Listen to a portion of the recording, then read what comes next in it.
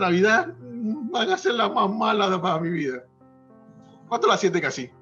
Vamos, por favor, no me dejen aquí solito. Yo quiero ver más manos. Yo vi una manito que se levantó y dice, más manito, más manito. Hay dos. Otro más que se levante. César, no disimule. Vamos. ¿Quiénes han dicho? Esta va a ser la peor Navidad. Fabi lo está diciendo. Mi sobrina bella. ¿Cuánto le hemos dicho? ¿Saben? Una de las cosas que yo... bueno, vamos con el mensaje. Vamos a ir poco a poco hablando sobre este tema. Ahora sí. Vamos a ver unas curiosidades sobre la Navidad.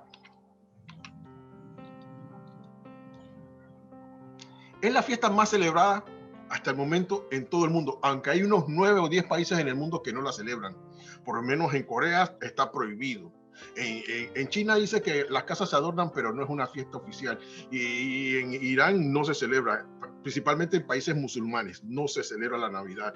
En algunos dicen no tiene que ver nada con nosotros. Pero fíjense, a pesar de eso, las grandes metrópolis del mundo, quién sabe este año no estarán así, se congestionan como nunca antes. Ciudades como Tokio, Nueva York, Londres, para estas fechas, sin el coronavirus, por supuesto, estarían congestionadas desde hoy. Semanas antes no se puede entrar a la ciudad, no se puede salir de la ciudad, y nosotros también hemos experimentado eso en el pasado. Es más, algunos lo hemos estado experimentando antes que pusieran las restricciones, estábamos ya viendo que esa era la tendencia. Es la fiesta más celebrada del mundo. Un segundito, déjenme arreglar esta cosa, déjenme arreglar esto, aquí vamos, ok, no sé por qué. Vamos otra vez. No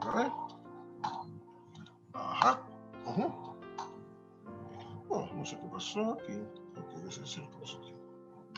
Ok, ahora sí, quiero que vean algo, quiero una adivinanza. ¿Cuántos de ustedes han visto alguna de estas películas? A mí la que más me gustó fue esta, Home Alone, la primera parte. La segunda no fue nada bueno. Pero si usted hace un ejercicio, pregúntese esto. ¿Cuál de ellas trata sobre Jesús? De hecho, ¿cuándo usted vio una película que en verdad de la Navidad que trató sobre Jesús? La verdad que son muy divertidas, algunas hasta sanas, buenas para ver en familia, pero no tratan del hecho histórico, no tratan de Jesús. Ninguna. Estos son los 3 personajes o los 4 personajes que a mi juicio se ven más en adornos navideños, en las películas, incluso en los cantos. No voy a entrar en los cantos. Gracias por los cantos que cantaron hoy. Rancesa, Al Mundo Paz, excelente. La de Keisha, para mí es la canción de Navidad por excelencia, que da adoración a Jesús. Pero estos son los personajes más populares que tú ves adornando las casas. Hay algunos que dicen, y yo no puedo tener Navidad sin arbolito, si no tengo mi arbolito. Mi prima Delia era una de esas. Cuando ella llegó a Panamá, nosotros ya habíamos convencido a Ingrid, no sé si la había convencido, pero por lo menos se sometió. Y como Robin tampoco le interesaba mucho la Navidad, el arbolito como tal, nosotros decidimos, yo decía, no voy a gastar 60, ni 80, ni $25 en arbolito. Yo voy en un pedazo de palo que cortan por allá por Canadá y lo traen por acá. No, yo no voy a gastar plata. Voy a gastar plata en jamón, en dulce y en comida y en ropa, pero no voy a gastar plata en eso. Pero cuando llegó mi prima Delia, dijo, no puede haber Navidad sin arbolito. Y ella nos compró los arbolitos por los 2, 3 primeros años que estuvo por acá. Nuestro arbolito, miren qué bonito está. Qué lindo. Bueno, pero ¿qué tiene que ver eso con la Navidad? Nada. La realidad es esta. Sin arbolito y con arbolito. Con todas esas producciones de Hollywood, la Navidad sigue siendo el hecho histórico más trascendental de la humanidad. Es el inicio del cumplimiento de la promesa que Dios le dio a Eva cuando pecó y estaba por lanzarla o sacarla del huerto para su propia protección. Él le dijo, y haré enemistad entre ti y la descendencia de la serpiente. Ella te herirá en el tobillo y tú le herirás en la cabeza. Se refería a esto, según los teólogos, que vendría un salvador, alguien a redimir. La palabra redención tiene que ver con pagar tu deuda. Y el hecho de pagar nuestra deuda empieza en la Navidad. Nuestra deuda divina, nuestra deuda espiritual, nuestra deuda por el pecado.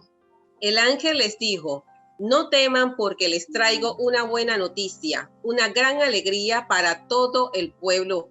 hoy en la ciudad de David. Les ha nacido un Salvador que es el Mesías, el Señor. Gloria a Dios en las alturas y en la tierra, paz a los hombres amados por Él. Gloria a Dios. Este es el hecho de la Navidad. Esto es lo que celebramos en verdad el 25.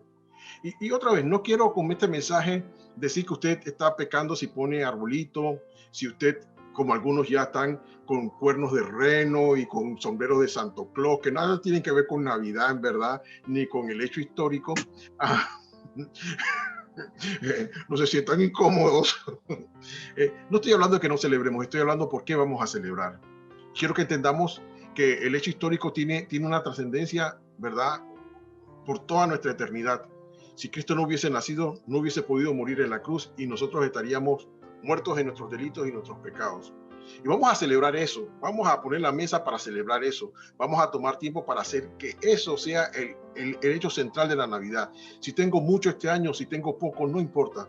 De hecho, yo aprendí lo que significaba la Navidad en un momento muy crítico, muy parecido a esto. Fue en los años 80 y pico, cuando me quedé sin trabajo y la empresa con que trabajaba no quería pagarnos nuestras liquidaciones ni nuestros salarios caídos.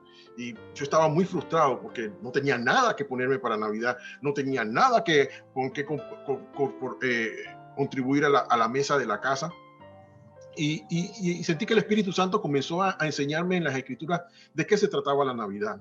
Hoy quiero hablarles del costo de este evento, el precio que pagó Jesús para que yo celebrara la Navidad. Y no me refiero a su muerte en la cruz, me refiero al simple hecho de hacerse hombre, de dejar de ser Dios y hacerse hombre. Todo lo que esto implicó. Miren, hay hechos que son básicamente imposibles, pero para Dios no hay nada imposible. Pero cuando lo veamos, usted va a ver, a mí me voló los sesos. Vámonos a Efesios capítulo 2, versículos 6 al 8. Ahí Pablo nos explica, esta es la carta que le da a la iglesia de Filipenses, de Filipo. Él les comienza a hablar de este tema y él nos da información muy valiosa con respecto a lo que implica la Navidad. Damaris, por favor.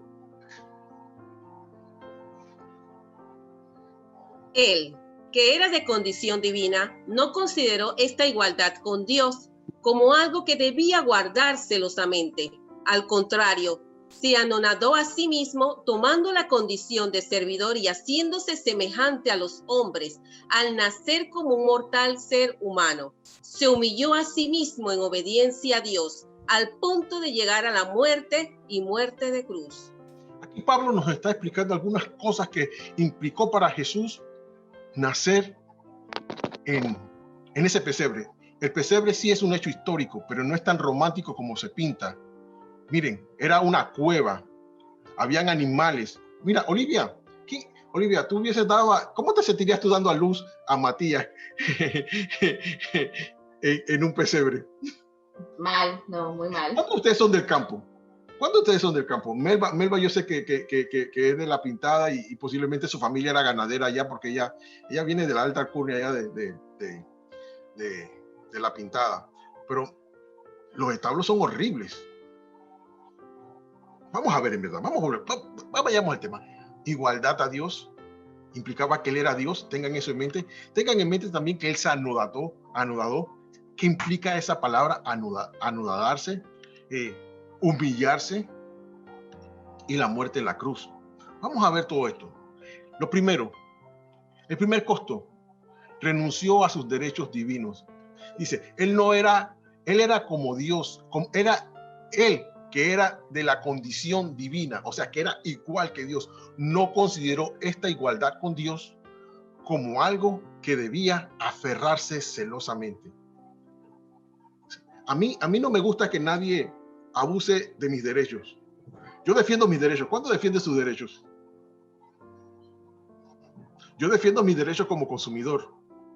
Yo defiendo mis derechos como hombre de la casa, como varón, como ser humano.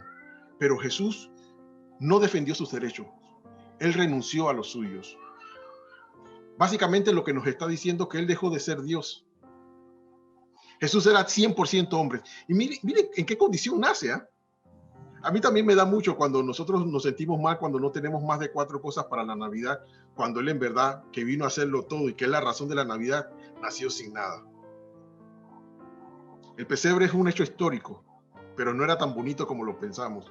Escuchar mugidos de vaca y rebuzno de oveja y de burro y oler todas sus fetilencias, ellos no saben ir al baño, ellos hacen el número 1 y el número 2 ahí mismo. Y créanme que esta noche había número 1 y número 2, porque nadie se levantó para salir afuera a limpiar eso. Dios naciendo en esa condición. El segundo costo, pasó de ser rey a servidor, a ser un esclavo. Eso es básicamente lo que nos está diciendo. Miren lo que dice el pasaje.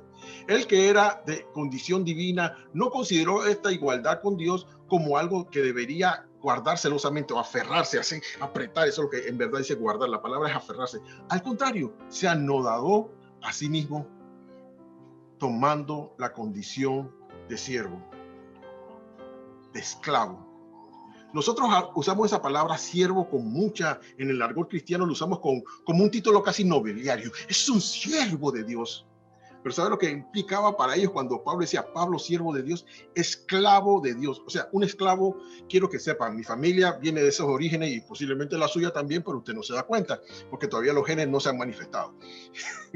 Pero seguimos adelante. Un esclavo no tenía derechos. Era considerado básicamente como un animal. Su mujer no era suya, sus hijos no eran suyos, sus habilidades no servían para él. Rendían frutos o beneficios a su dueño. Estaba obligado a hacer todo lo que su dueño quisiera hacer, sea que le gustara o no. No tenía derechos algunos. Era un animal, era una persona sin ningún tipo de derechos algunos. Era la condición humana más humillante que se pueda experimentar. La esclavitud era algo horrible. Y Jesús asumió esa postura, ¿ves? Tomando la condición de siervo. Miren lo que él mismo nos cuenta en Juan capítulo 13, versículo 14. Esta es la última cena, dice. Y dado que yo, su Señor y Maestro, les he lavado los pies, ustedes deben lavarse los pies los unos a los otros. Interesante esto, ¿eh? ¿Saben lo que pasó esa última fecha? En esa última cena. ¿Quién debía lavar los pies de todos? Era el esclavo de menor jerarquía en la familia. Y esa noche que llegaron a la última cena en el aposento alto, un par de horas antes que Jesús fuese arrestado, se sientan a la mesa y no pueden tocar bocado hasta que esta ceremonia del lavado de los pies se dé. Pero tiene que venir el esclavo de menor jerarquía, de menor dignidad, el más joven, el más inexperto, el que acaba de llegar a la camada de esclavos. Ese es el que tiene que lavar los pies. Pero entre ellos no había eso. Entonces Pedro está mirando a Juan y Juan le pregunta, él no solamente nació en la condición de esclavo, sino que vivió y nos enseñó que esa era la condición en que como cristianos debemos vivir. Él dice que nosotros también debemos lavar los pies. Él vino a lavar pies, él vino a lavar pecados, él vino a lavar nuestra alma, él vino a lavar nuestros espíritus, él vino a lavar nuestro archivo delante de Dios y dejarlo en limpio. La Navidad se trata de eso, no se trata de cuánto puedo poner debajo del árbol, no se trata de las películas bonitas que vemos en Hollywood, no se trata del nacimiento espectacular que algunos yo me imagino que ya habrán puesto. Y no les digo que lo quiten, pero les digo que vayan más allá del árbol, vayan más allá de los regalos y vayan más allá de la cena navideña. Veamos el hecho y que emprendamos lo que significa e implica esto, para que entonces demos el honor y el tributo correcto a nuestro Señor. Sigo adelante. El tercer costo. Se anodadó a sí mismo, tomando la condición de esclavo y haciéndose semejante a los hombres al nacer como un frágil ser humano. Asumió la condición más vulnerable de la vida. ¿Sabes cuál es la condición más vulnerable de la existencia humana? Esta. Un embrión y un espermatozoide. Él que era la vida, Jesucristo se veía muy claro. Él dijo, yo soy el camino, la verdad y la vida. La expresión máxima de la vida se convierte en la mínima expresión de la vida. ¿Todo por qué? Esos son hechos históricos. Eso se está dando tras bastidores. Incluso más severo que el pesebre son estas cosas, ¿ah? Más severo que la misma cruz es esto. ¿Cómo Dios, que es la máxima expresión de la vida, se convierte en la mínima expresión de la vida? Para mí eso es imposible. Pero para Dios no hay nada imposible. Cuando tú y yo nos sentemos el 25, y quiero aclarar algo, aprovecho para aclarar, Jesucristo no nació el 25 de diciembre. Esa es otra fecha que la han fusionado con algo pagano. Jesucristo se cree que nació como en noviembre o en octubre. Pero no por eso vamos a dejar de celebrar, ¿okay? Pero quiero que celebremos con una conciencia clara, bien informados. Y cuando nos sentemos a la mesa y nos demos ese primer bocado, cuando nos pongamos ese vestido nuevo, sepamos por qué y cuánto le costó al que estamos celebrando. Cuarto, cuando apareció en forma de hombre, se humilló a sí mismo en obediencia a Dios. Pero no solamente a Dios, sino también a sus autoridades terrenales. Se sometió a toda forma de autoridad, humana y divina. Entonces, mire, cuando Jesús tenía como 12 años, yo creo que ahí fue donde él se dio cuenta que él era el Mesías. Porque dice que todos los años en Lucas capítulo 2, usted puede leer la historia con mayor detenimiento. De hecho, esta semana las reflexiones van a ser videos cortos sobre la historia de Jesús. Los primeros capítulos, el capítulo 2 capítulo 1 y 2 de Lucas.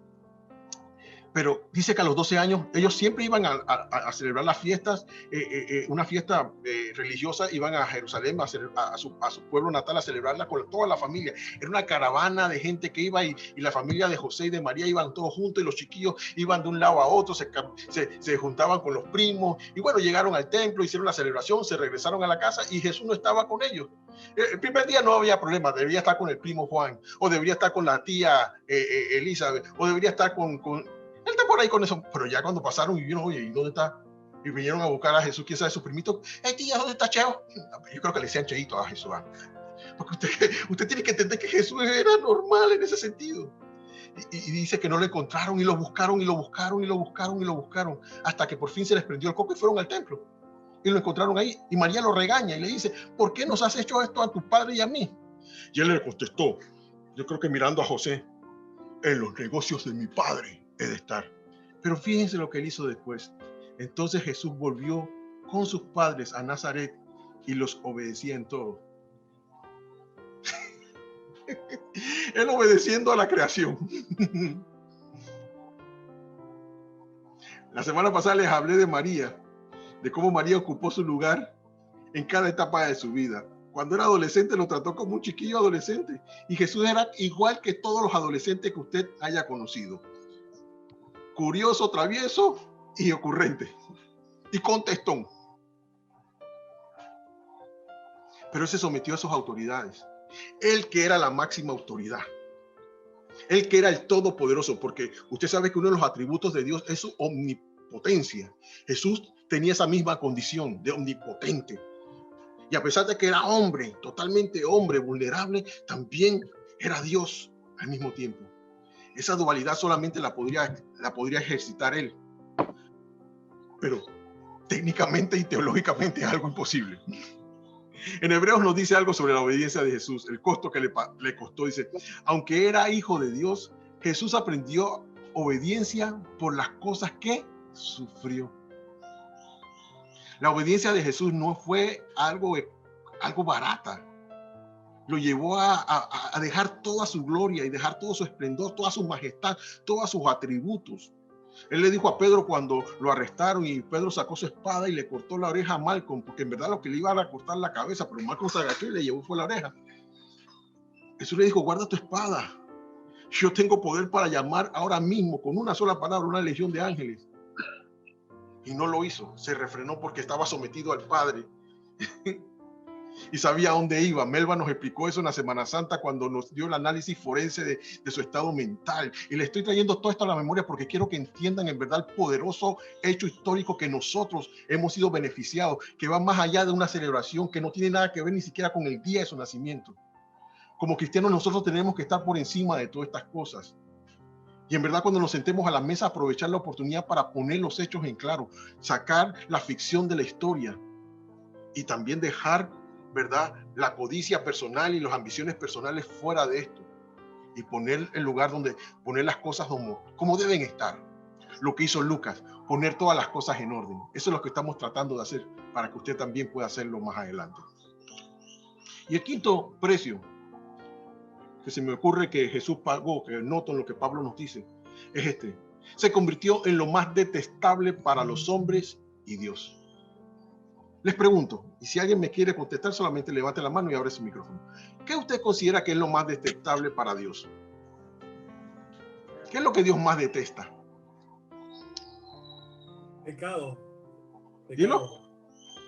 Miren, dice, y cuando apareció en forma de hombre, se humilló a sí mismo en obediencia a Dios y murió en una cruz. ¿Como morían quienes? La peor forma de morir de una persona era en la cruz. Era un castigo, era una condena reservada para las personas más deplorables, más detestables, más crueles, más pecaminosas de la sociedad. ¿Usted cree que María y toda su familia estaba contenta con él? Estaban llenos de vergüenza. Si usted ha tenido un familiar preso alguna vez, sabrá que usted no publica eso en los periódicos. Nosotros usamos cruces en nuestro cuello como un adorno, pero en ese momento nadie se pondría una cruz como un adorno porque era algo detestable, era algo para los hombres, era algo detestable. Imagínate que tu hijo te lo cuelguen allí. Imagínate que tú, siendo Dios, te conviertas en lo que tú más odias. Este pasaje de Corintios nos lo deja muy claro. Dice, al que no conoció pecado, por nosotros, ¿qué hizo? Lo hizo pecado. O sea, ahora, la Biblia nos repite una y otra vez cuál es la condición de Dios. Dios es, ¿alguien que se atreva a completar la frase? Dios es. ¿Alguien sabe quién es Dios? Dios es Santo. ¿cómo? Santo. Santo. Abra su micrófono un minutito. Abran todos sus micrófonos un momentito. Freddy, líbrame los micrófonos un momentito. Después de 3, cuando yo diga Dios es, todo el mundo grite santo. Chuck, you got to say it in English. Okay. Ok, todos los micrófonos abiertos. Quiero que lo griten. Dios es Santo. Santo. Pero ¿cómo que Dios lo hizo a él? ¿Por mí, por ti? Pecado. Por eso Jesucristo grita en la cruz. Elí, Elí, lama sabactani. Padre mío, ¿por qué me has abandonado?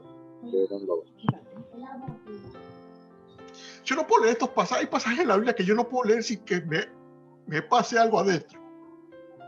Y este es uno de los pasajes. No, partida ganada. Yo me acuerdo ese año, cuando Jesús comenzó a revelarme estas cosas de la Navidad. Como Dios, siendo santo, se convierte en pecado.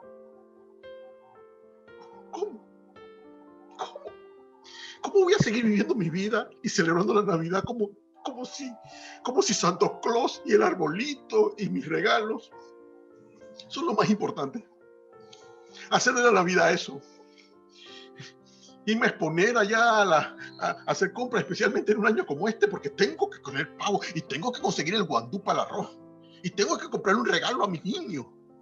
Oye, ¿cuánto cumple tu hijo años? Si cumple el 25, entiendo. Esa es otra cosa. Es el cumpleaños de Jesús y nadie le regala nada a él. Ni le damos tiempo para hablar de su historia. Es triste, ¿verdad? Pero esto es lo más impactante para mí. Delante de los hombres murió como un vil criminal. Y Dios lo convierte en pecado mismo, en lo que él más detesta. Dice la Biblia que Dios no puede ser ligado a ninguna forma de mal. Eso es lo que significa ser santo. O sea, ni en forma moral ni ética. No cabe que Dios haya o pueda ser o hacer algo malo o algo indebido, algo ilegal, algo inmoral, algo no ético, algo que no sea correcto, algo que no esté fundamentado en la verdad. Por eso las mentiras son fatales. Y Dios lo hizo todo lo que él detestaba para que yo pudiera ser lo que soy hoy, para que nosotros fuésemos hechos justicia de Dios en él. Lo hizo pecado. Qué cosa más terrible. ¿Cómo eso puede haber sido? Solamente Dios, que no tiene limitaciones algunas, puede hacer una cosa que no puede ser. Pero ¿por qué lo hace? ¿Por qué se toma el trabajo de poner en acción este poder increíble, ilimitado e inescrutable? Lo hace para que yo pudiera en verdad celebrar algo más que la Navidad, para que yo pudiera celebrar la vida. No importa el COVID y no importa el encierro, no importa que no haya regalos debajo del árbol para los niños, y yo no estoy diciendo que no haga su mejor esfuerzo, pero si esa es su condición, entienda que eso va a pasar. Lo más importante, si tuvieses eso también, si tuvieses todos los regalos y la mesa que siempre has tenido y toda la ropa nueva que te compran, la Navidad sigue siendo un hecho histórico, trascendental, que se trata de lo que Jesús pagó para que yo pudiera celebrar esa Navidad, y se trata más de poner regalos y comida sobre una mesa o regalos bajo un árbol, de decoraciones en las casas. Se trata de que tengo acceso al Dios que puede hacer todo lo que es imposible para mí, porque lo que era imposible para los hombres se hizo posible para Dios, tener paz con Dios. ¿Qué hacemos ante este hecho? El que era de condición divina no consideró eso. Bueno, todo lo que leímos anteriormente. Ante esto, ¿qué hacemos? Pablo empieza esta declaración de esta manera, y ahí es donde viene la aplicación para ti, para mí hoy. ¿Qué hacer? Tengan la misma manera de pensar que tuvo Jesucristo. El que era de condición divina no lo consideró. Yo quiero que hoy tú comiences a pensar en dejar tus derechos y tu comodidad a un lado. Dice, no lo consideró como algo a que aferrarse, a guardar celosamente. Al contrario, se anodó a sí mismo, tomando condición de siervo. Comienza a ver cómo puedes servir a Dios en este momento, cómo puedes hacer algo para agradar a Dios. Bueno, déjame irme a algo más práctico. Primero, dice que el ángel, vamos a ver a la declaración inicial del hecho. Dice, el ángel les dijo, les es nacido que un Salvador, que es el Mesías, el Señor. Esto es lo primero que puedes hacer. Y quiero hablar con aquellos que creen en Dios, pero no tienen una relación personal con Dios.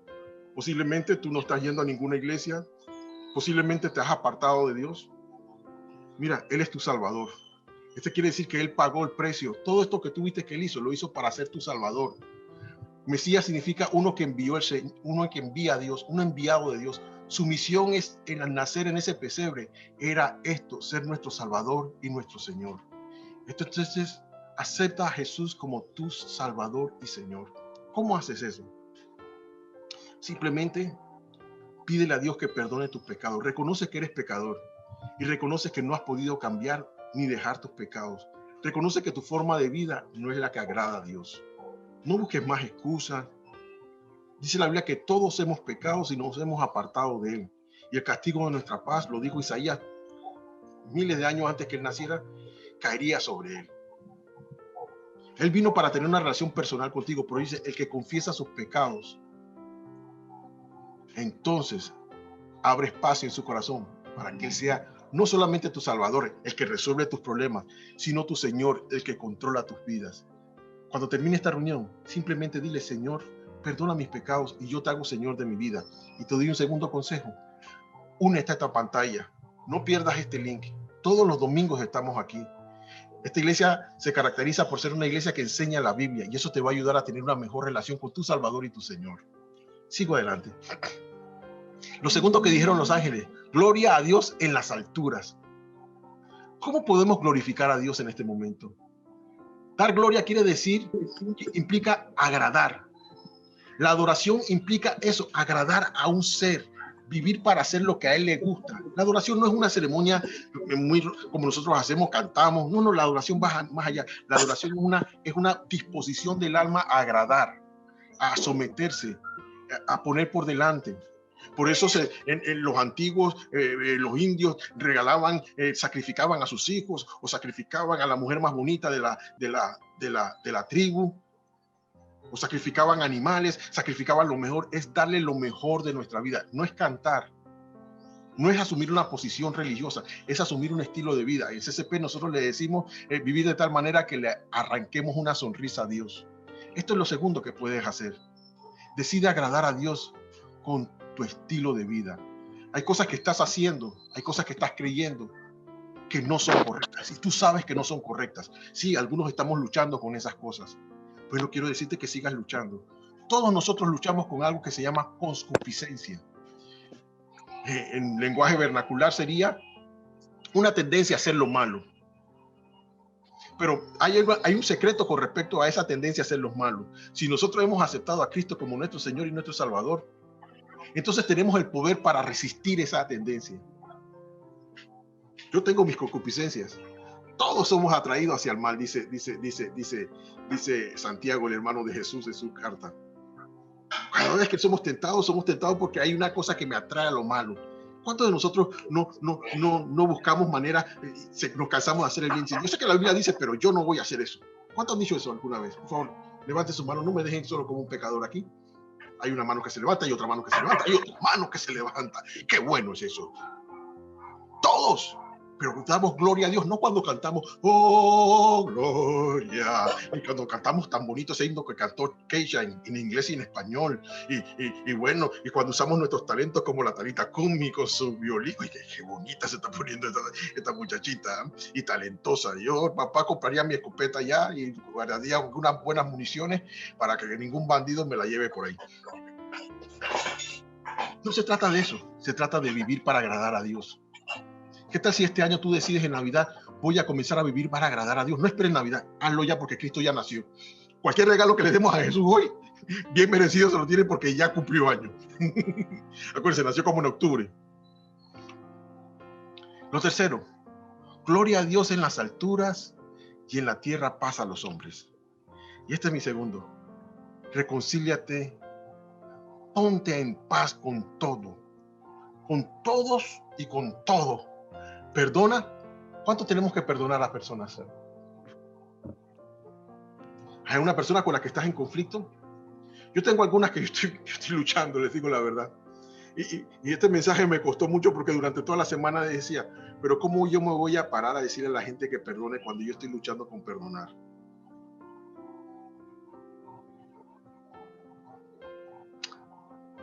Perdonar es una acción unilateral. Y te lleva a tener una postura en el alma. Yo he estudiado mucho el tema de perdón porque es una de las cosas más difíciles para mí. Perdonar no es tampoco una licencia de curso para que sigan abusando de ti. Pero no voy a hablar de eso. Ese tema es profundo, pero no es eso.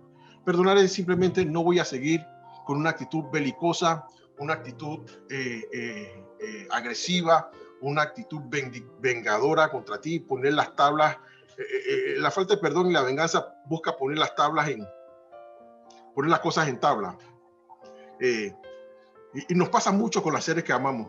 ¿Cuántos de nosotros cuando estamos discutiendo, cuando nuestro cónyuge nos hace algo, nosotros no respondemos para que él se ponga bravo, para que ella se ponga brava también? ¿Ah? ¿Cuántos hijos cuando su papá los regañan, bien regañados que están, usted hace una posición de rebeldía y para que amargarlo y sacarlo de quicio? Estoy mirando por acá porque acá están ustedes. ¿Cuánto no hacemos eso? Perdonar quiere decir que yo no voy a seguir con la agresión. Perdonar quiere decir que yo no voy a hacer nada de lo que esté en mi habilidad para poner las tablas, poner las cosas en tabla. Pero ¿qué hay de lo otro? ¿Qué hay de pedir perdón? Hay algunos de nosotros que estamos en conflicto no porque nos han ofendido, sino porque hemos ofendido a otras personas. Y el primero que hemos ofendido es a Dios. Y está bien, eso fue lo primero que les aconsejé, ponerse a cuentas con Dios. Pero estoy hablando ahora, pasa a los hombres en la tierra, a los que ama al Señor en la tierra. Es que la Biblia nos dice que amar a Dios es igual que amarme a mí mismo y a mi prójimo. Es la gran L, yo le llamo la gran L. Amarás a tu Dios sobre todas las cosas y a tu prójimo como a ti mismo. ¿Qué hay de ponerte en tabla con Dios? Ya hiciste eso. Pero ¿qué hay de pedir perdón a aquel que ofendiste? Hijos que tienen que ponerse a cuenta con sus padres. Hermanos que tienen que tomar ese teléfono y llamar para perdonar, pero para también pedir perdón. Padres que también tienen que tomar ese teléfono y llamar a sus hijos y pedirles perdón y comenzar una conversación de ponerse de acuerdo. Esposos que tienen que perdonar a sus esposas, algunas porque han sido infieles y otros esposos porque han sido infieles, y eso es uno de los agravantes más severos sobre el matrimonio, pero hay que hacerlo. Hay algunos que tenemos que sacar esos secretos que hemos guardado en el alma y que nos están pudriendo el interior. Como David lo dice en el Salmo 32, mientras callé mi pecado, tu mano pesaba sobre mí día y noche, mis fuerzas se me acababan. Hay algunos que están cargando con unas cosas, la culpabilidad y el remordimiento que trae la falta de pedir perdón. Y mi consejo es hoy, es una buena oportunidad, la fecha se trata de eso. Cristo nació y sufrió y perdió todo lo que perdió, hizo toda esa inversión para que tú y yo pudiésemos hoy tener paz con Él y con Dios. Pero también podemos entonces imitar a Dios haciendo lo mismo, ponernos en paz los unos con los otros. Y cuando pidas perdón, mira, haz esto, cambia. Recuérdate, si tú te convertiste al cristianismo, si te convertiste a Cristo, no te convertiste a una religión, no te uniste simplemente a una iglesia, sino que tu vida cambió, tu condición que te forzaba, te tenía esclavizado en el pecado, se ha eliminado. Tú tienes el poder ahora para poder resistir, pero para que tú puedas ejercitar ese poder, otra vez te digo, tendrás que comenzar a asistir a la iglesia, tendrás que ser discipulado. Y nosotros como iglesia estamos comprometidos con eso. Estas 3 cosas sencillas es la que nos toca hacer para tener una Navidad feliz, de verdad. Para justificar esa inversión que hizo Cristo. Lo que estoy tratando es que no hagamos que esa inversión siga siendo una inversión en vano en nuestras vidas. Donde nosotros simplemente pasamos esta fecha mirando películas de Navidad como algunos vamos a tener que hacer porque vamos a estar encerrados durante esta pandemia. Eso está bien. El objetivo por el cual quería Dios, que tu vida y la mía fueran para agradar a Dios. Es una decisión que solamente tú puedes tomar. 3 decisiones sencillas. Hacer de Cristo tu Salvador, pero tu Señor, el que gobierna tu vida. Para eso no te basta solamente hacer esta oración. Deberás unirte a la iglesia. En esta iglesia tenemos grupos pequeños. Tenemos un grupo de mentores. En enero vamos a empezar formalmente los estudios nuevamente. Tenemos una gama de estudios bíblicos, temas bíblicos que te van a ayudar a conocer a Dios y conocerte a ti mismo y conocer todos los recursos que Dios te ha dado para que vivas una vida en paz con Él. 2. ¿Qué tal si comienzas a adorar a Dios? ¿Qué tal si comienzas a agradarle a Él? Una de las cosas que agrada a Dios es que sirvamos a otros. Este año no puedes tener gente en tu casa, pero puedes hacer una reunión en Zoom. Puedes mandar un mensaje. Puedes hacer un plato de comida, meterlo en un cartucho y dárselo a un vecino que no tiene. Bueno, tiene que vivir cerca. Bueno, no podemos salir el 25. Ay, bueno, no se va a poder hacer. Pero ¿qué puedes hacer que no involucre que tú te muevas de la casa? Hoy Ingrid y yo damos gracias a Dios por el Zoom. Yo le decía, como amaneció lloviendo, hoy hubiera sido un culto de Navidad increíblemente vacío. Usa la tecnología. Comienza a contarle a otros tu experiencia con Jesús. Esa es una forma de oración poderosísima. Ponte a cuentas con Dios y los hombres. Comienza a pedir perdón. Comienza a perdonar. Comienza a cambiar. Comienza a hacer votos en verdad para comenzar a tener relaciones saludables. Miren, anticipadamente les deseo una feliz Navidad. Por encima del COVID, una de las cosas que yo he visto con respecto a esta fecha, es que como que hay un espíritu, yo no tengo otra cosa que explicarlo, una mano siniestra que quiere opacar lo importante de esta fecha. Y nos han puesto arbolitos, renos, con la nariz roja, le hacemos canciones y lloramos, hasta el burro sabanero, arbolito, el niño y el tambor. Es como y películas muy divertidas, pero nada con respecto a esta realidad. ¿Cuántos habían escuchado esta realidad de Jesús? Estoy seguro que la gran mayoría no. Y yo estoy seguro que también leímos esos pasajes muchas veces, pero nunca lo habíamos visto en esta perspectiva. A mí me tomó años y fue un momento como este. Yo creo que este COVID y este encerramiento, Dios nos está mandando a hacer cosas en nuestra casa. Toquemos esos temas difíciles que están pendientes. Atendamos ese elefante, olvidémonos del arbolito y miremos ese elefante amarillo que está en medio del cuarto.